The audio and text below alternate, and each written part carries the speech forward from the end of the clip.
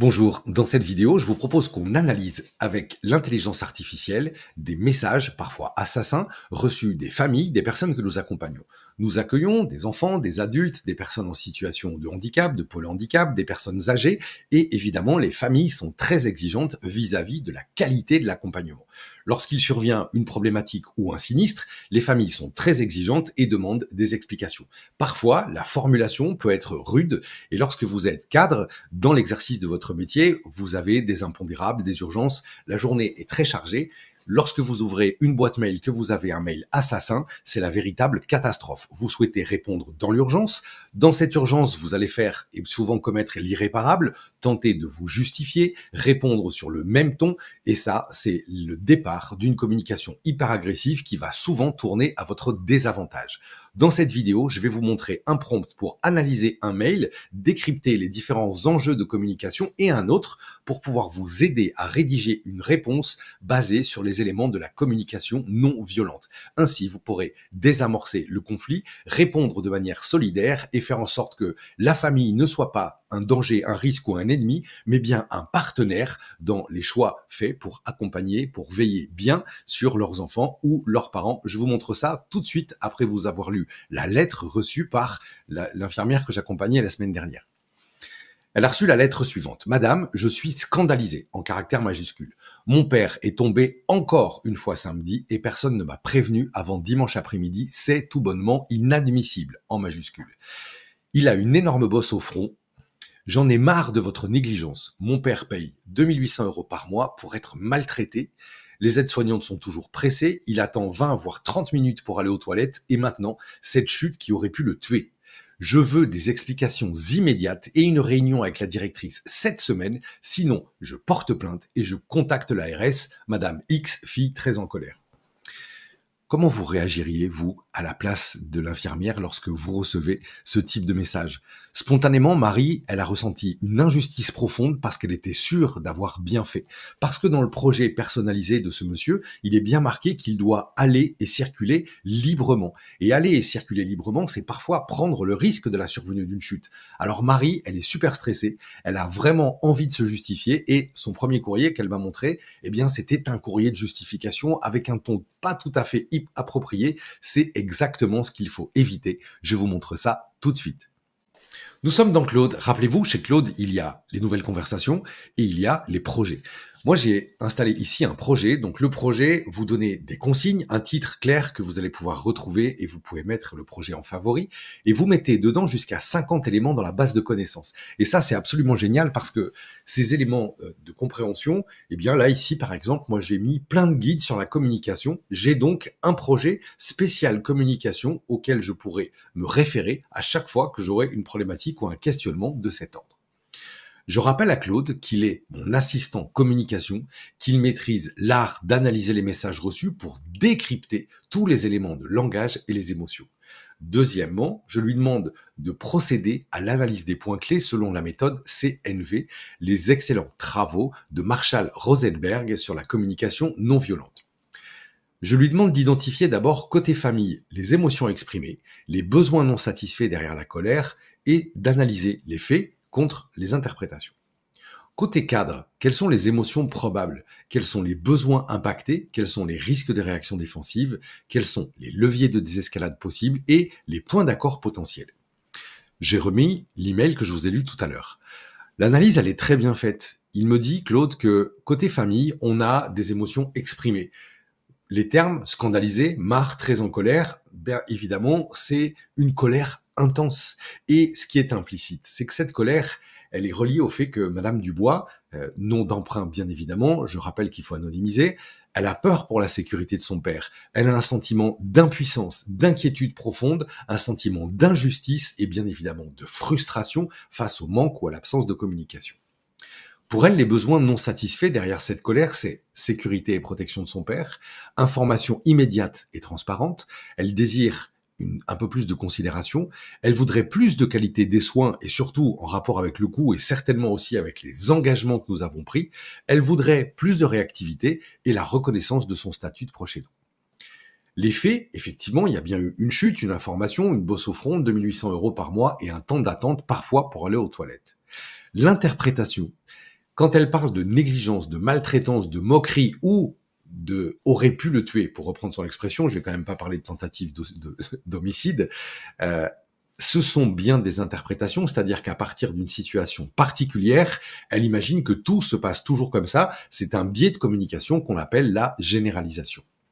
Côté cadre-récepteur, eh bien, il y a des émotions probables. Le stress, l'injustice, la défensivité, la culpabilité, l'épuisement et la frustration. Et là, Claude voit juste. Les besoins professionnels impactés. La reconnaissance du travail, parce que Marie, elle a vraiment l'impression d'avoir fait son boulot dans l'urgence, elle a tout fait correctement. Bien sûr, elle a suivi le protocole, mais elle s'est aussi engagée en tant que soignante et Marie, elle occupe cette fonction de soignante parce qu'elle aussi, elle est enfant de personnes qui avancent en âge, donc elle est très empathique avec la situation. Elle voudrait plus de soutien, elle a pris le temps pour expliquer les protocoles, elle a aussi bien évidemment un besoin de respect de son professionnalisme.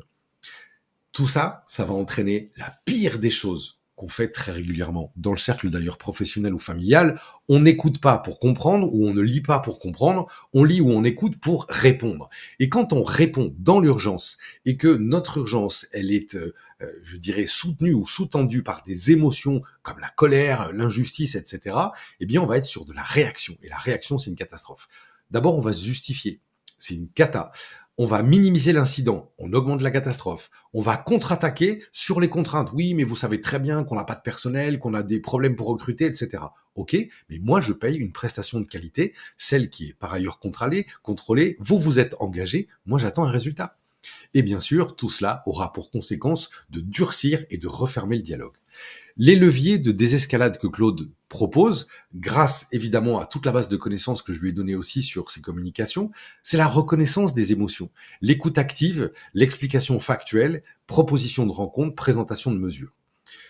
Point d'accord potentiel, priorité à la sécurité du résident, nécessité d'une communication efficace et donc non violente, importance de la qualité des soins, légitimité des préoccupations familiales. Il me fait une proposition de structuration de réponse. Dans le premier prompt, rappelez-vous, je ne lui avais pas demandé. Il me propose un truc standard, moi j'aime pas du tout. Vous êtes cadre, dirigeant médico-sociaux, c'est vous qui décidez quel est le ton de voix que l'IA va employer, rappelez-vous. C'est vous qui décidez de la forme et de la structure de la réponse. Alors oui, ces prompts vont vous aider à avoir plus de compétences en matière de communication stratégique ou de communication non violente et vont vous aider à gagner du temps. Vous allez pouvoir répondre rapidement, le faire loin de l'émotion et évidemment avec une réponse structurée. Mais pour autant, c'est vous qui décidez, je le rappelle. Pour la réponse, je dis, tu es un cadre de santé expert en communication bienveillante, important. Avant de rédiger, tu vas prendre conscience que face à ce message agressif, tu peux ressentir du stress, de l'injustice ou de la culpabilité. Ces émotions sont normales, mais ne doivent pas transparaître dans ta réponse. Le contexte, c'est une famille en colère après la chute d'un résident, voire message plus bas. Les objectifs, transformer ce conflit en opportunité de renforcement de la relation tout en préservant ta légitimité professionnelle. Les consignes, rédiger une réponse qui respecte 4 étapes obligatoires. D'abord, l'accueil émotionnel. Je reconnais la légitimité de l'inquiétude. Parce que Marie, que je connais en l'occurrence, Marie, elle a un petit peu plus de 50 ans. Marie, elle a des parents qui sont âgés, et elle a été on ne peut plus empathique dans sa réaction, pas dans celle avec la fille, bien évidemment, mais avec le père, elle a fait tout ce qu'elle pouvait. Elle va valider l'émotion sans accepter l'accusation et bien évidemment employer un ton empathique mais professionnel. Deuxièmement, je veux une information transparente, expliquer le protocole chute, les délais, rassurer, mentionner les mesures préventives. Troisièmement, prendre un engagement concret. Et c'est là que les choses changent. En termes de communication, il faut qu'à un moment, il y ait cet engagement pour que la famille en face sente que sa demande a été entendue, perçue et qu'une réaction s'ensuit. Je vais proposer un rendez-vous, révision personnalisée du plan de prévention, présentation de l'équipe référente si besoin.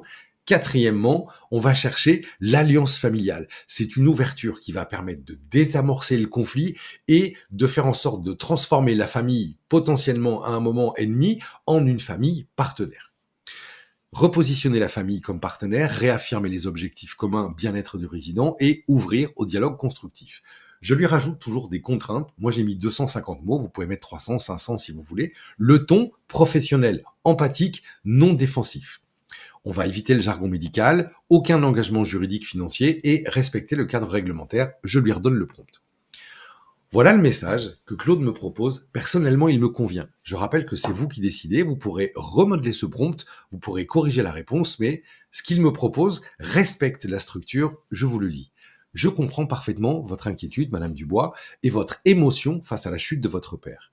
Votre préoccupation pour sa sécurité est totalement légitime et je mesure l'angoisse que cela représente pour vous. En tant que professionnel, je prends très au sérieux vos interrogations.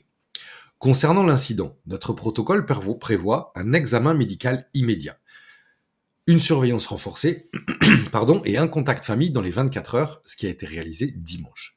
Votre père a bénéficié d'un suivi médical et continue de ces constantes qui sont stables. Nous appliquons déjà des mesures préventives personnalisées que nous souhaitons réajuster avec vous. On est bien OK, il n'y a pas de justification, mais que des faits factuels. Je m'engage concrètement à organiser une rencontre avec vous, votre père, notre directrice, mardi à 10 heures, réviser ensemble son plan de prévention des chutes avec notre ergothérapeute, vous présenter l'équipe référente pour renforcer la communication quotidienne.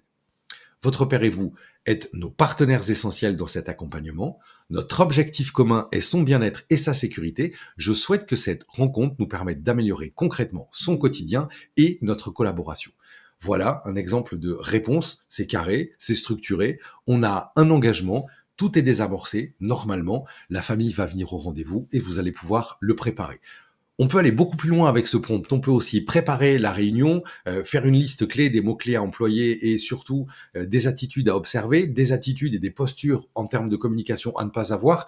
Si vous voulez aller plus loin, si vous êtes abonné à Ressources et Solutions médico-sociales, tout est dedans. Si vous ne l'êtes pas encore, vous pouvez vous abonner soit à la ressource complète, soit simplement au bloc Intelligence artificielle avec 12 blocs solutions et cours pour découvrir tout cela et bien évidemment les prompts qui vont avec, les outils qui vous permettent de performer au travail, de retrouver du temps et de la sérénité. Si vous êtes intéressé pour développer ces solutions au sein de vos établissements, je suis à votre écoute et à votre entière disposition pour analyser vos demandes et construire avec vous la meilleure réponse possible. Merci et à très bientôt pour de nouvelles vidéos.